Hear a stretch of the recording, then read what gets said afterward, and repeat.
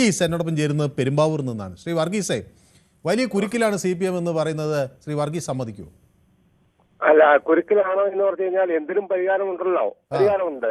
ഇവിടെ കേരളത്തില് ഇവിടെ സ്ത്രീകളെ കയറ്റുന്ന കാര്യത്തില് എതിർപ്പ് വളരെയധികം ജനങ്ങൾക്ക് ഉണ്ട് എന്ന് ബോധ്യമായപ്പോൾ അത് സർക്കാർ അത് വേണ്ട എന്നൊരു തീരുമാനത്തിലേക്ക് സർക്കാർ വേണ്ട എന്ന് വെച്ചാൽ അതിന് മുൻകൈ എടുക്കാനുള്ള തീരുമാനം നടപ്പാക്കാനോ വേണ്ടാന്ന് തീരുമാനിച്ചു. ഇപ്പൊ ആകെ രീതിയിൽ പോകുന്നു.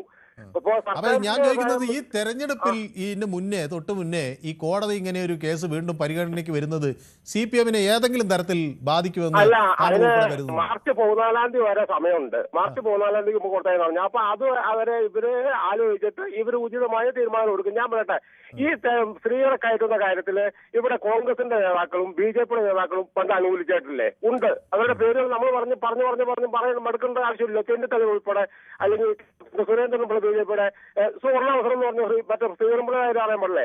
പിന്നെ സുപ്രീം കോടതിയിൽ കേസിന് പോയതും BJP അനുബന്ധ ആൾക്കാരാണെന്നതാണ്.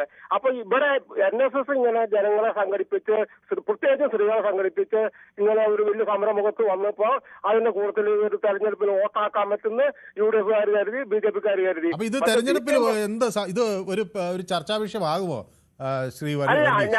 അല്ലല്ല, ഇടതുപക്ഷം ഒരിക്കലും അവർ ചെയ്തിരിക്കുന്ന വികസനം ചോദിച്ച് വോട്ട് ചോദിക്കും. സ്ത്രീ പ്രവേശനം അത് അതിന് അമ്പലക്കൊള്ള എന്ന് പറയുമ്പോൾ നമുക്കറിയാലോ, കൊടിമരം തൊട്ട് വരുമ്പോൾ കോൺഗ്രസിന്റെ ആൾക്കാർക്ക് ഇതിന് പങ്ക് കണ്ടുപിടിക്കാനുള്ള പോവുകയാണ്. അപ്പൊ അതുകൊണ്ട് അമ്പലക്കൊള്ള പറഞ്ഞുകൊണ്ട് വോട്ടിന് നമ്മൾ കാരണം BJP-ക്ക് അങ്ങനെ നേട്ടം കിട്ടും. ഞാൻ പറയട്ടെ, അന്ന് 12 നഗരസഭ BJP ഭരിച്ചുകൊണ്ട് എന്നിട്ട് ആൾക്കാർ നിലനിർത്താൻ പറ്റുമോ? അപ്പൊ അവിടെ ഇടതുപക്ഷമല്ലേ ജയിച്ചത്. അപ്പൊ അതുകൊണ്ട് അമ്പലക്കൊള്ള മാത്രമല്ല അന്ന് കേരളത്തിലെ ജനങ്ങൾ ചിന്തിക്കുന്നത്. അവർക്ക് കിട്ടിയിരിക്കുന്ന 5.5 ലക്ഷം പേർക്ക് കിട്ടിയിരിക്കുന്ന പട്ടയം, അല്ലെങ്കിൽ അവർക്ക് കിട്ടിയിരിക്കുന്ന ലൈഫ് വീടുകൾ, അല്ലെങ്കിൽ ക്ഷേമ പെൻഷനുകൾ, അല്ലെങ്കിൽ നല്ല ആരോഗ്യരംഗം, വിദ്യാഭ്യാസം, ഇതെല്ലാം അവർ ജനങ്ങൾ കണക്കൂട്ടും. പവർ കട്ടില്ലാത്തൊരു കേരളം ഉണ്ടാക്കിയിരിക്കുന്നു, നല്ല സ്കൂൾ നോക്കുന്ന പുസ്തകം എത്തിച്ചിരിക്കുന്നു. ഇതൊക്കെയായിരിക്കും ഇടതുപക്ഷം നോക്കുന്നത്. അല്ലാണ്ട് ഒരു അമ്പലം മാത്രം നോക്കി വോട്ട് പിടിക്കാൻ നോക്കി നിൽക്കുന്നവര് വ്യക്തികളുടെ ലോകത്തല്ലേ. ജനങ്ങൾക്ക് ബുദ്ധി ഉണ്ടെങ്കിൽ ഇടതുപക്ഷം തന്നെ വിജയിപ്പിക്കും. ഓക്കെ, അപ്പോൾ അങ്ങ് വലിയ പ്രതീക്ഷയിലാണ്. നോക്കാം, നമുക്ക് എന്തായാലും ഇതൊക്കെ നമുക്ക് തെരഞ്ഞെടുപ്പ് കഴിഞ്ഞ് ഒന്നും കൂടി വീണ്ടും വിശകലനം ചെയ്യാം. അപ്പോൾ എന്നോടൊപ്പം ശ്രീനിവാസൻ ചേരുന്നത് തിരുവനന്തപുരത്ത് നിന്നാണ്. ശ്രീനിവാസൻ, തെരഞ്ഞെടുപ്പിൽ വികസനവും സർക്കാരിൻ്റെ നേട്ടങ്ങളും ഒക്കെ ആയിരിക്കും കൂടുതൽ ജനങ്ങൾ കാണുക. അമ്പലത്തിൻ്റെ കാര്യം അത്ര ചർച്ചയാകില്ല എന്ന് പറയുന്നത് ശ്രീനിവാസൻ അംഗീകരിക്കുമോ? ഇല്ല, അംഗീകരിക്കില്ല. കാരണം പിണറായി വിജയൻ ഈ തെരഞ്ഞെടുപ്പ് കഴിഞ്ഞാൽ ഓടാൻ പോകും. ഓരോരുത്തർ പുല്ല് മുളക്കില്ല. പുല്ല് മുളക്കില്ല. കാരണം പറഞ്ഞാൽ എനിക്കൊരു മിനിറ്റ് തരണം സമയം.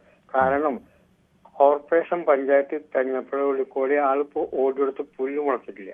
ഇനി ഇതിപ്പോ അതിന്റെ പുറമെ കട്ടളപ്പാളയില് അഴിമതികള്, സംഗമം നടത്തിയിട്ടുള്ള അഴിമതികള്, ഇതെല്ലാം കൂടി നിൽക്കുമ്പോഴാണ് ഇപ്പൊ ശബരിമലയത്തെ പ്രശ്നം വന്നത്. അമ്മിണിനെയും കുമ്മിണിനെയും ഒക്കെ കയറ്റിയ ആൾക്കാരല്ലേ ഇവര്? അല്ലെ, എന്താ ഇവർക്ക് ഇപ്പൊ നിലപാട് പറയാൻ പറ്റാത്തത്? നിലപാട് എന്താ ഇപ്പൊ പറഞ്ഞോ? യെസ് ഓർ നോ ഒന്ന് പറയാൻ ഇപ്പോഴും കിടന്ന് വിഷമിക്കല്ലേ പിണറായി വിജയൻ? ഇത് നോക്കിക്കോളാം നിങ്ങൾ. ഇത് ഈ ഇലക്ഷൻ മുമ്പാട് സുപ്രീം കോടതി വിധി പറയും. അതിനുള്ളിൽ അതിന്റെ ഇടയിൽ പിണറായി വിജയൻ. വ്യക്തമാണ്, താങ്കളുടെ അഭിപ്രായം കൃത്യമാണ്. അപ്പൊ സെബാസ്റ്റ്യൻ CA നമ്മുടെ സ്ഥിരം പ്രേക്ഷകനാണ്, എന്നോടൊപ്പം ചേർന്നിട്ടുണ്ട്. സംഘികളുടെ ആദ്യ നിലപാട് അറിയില്ലേ എന്നൊക്കെ എന്നോട് ചോദിക്കുന്നുണ്ട്. NSS ഇറങ്ങുന്നവരെ NSS എന്ന് പറയുന്നുണ്ട്.